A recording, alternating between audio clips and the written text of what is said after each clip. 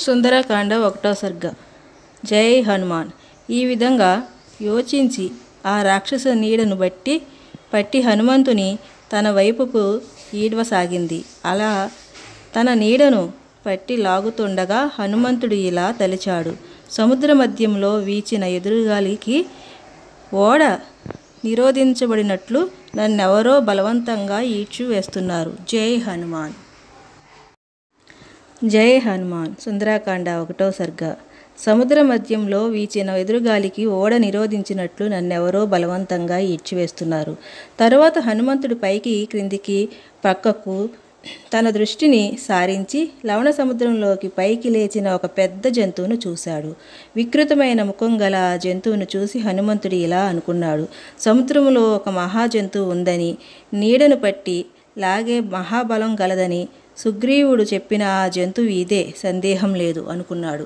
జై హనుమాన్. జై హనుమాన్. సుందరకాండ 1వ సర్గ.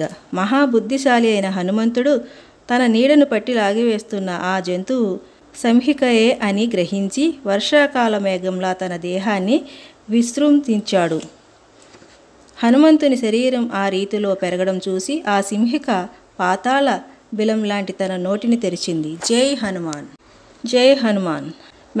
మేఘపంక్తిలా ఆమె గర్జిస్తూ హనుమంతుణ్ణి వెంబడించింది. అప్పుడు బుద్ధిశాలి అయిన హనుమంతుడు తన శరీరమంతా ప్రమాణంలో ఉన్న ఆమె తెరవబడిన నోటిని ఆయువు పట్టున చూశాడు.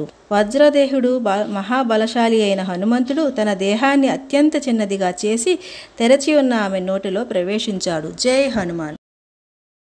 జై హనుమాన్. సుందరకాండ 1వ సర్గ. పౌర్ణమి నాడు రాహువుచే కవలింపబడుతున్న పూర్ణిమ చంద్రునిలా హనుమంతుడు ఆమె నోట పడిపోతుండగా సిద్ధులు చారుణులు చూశారు.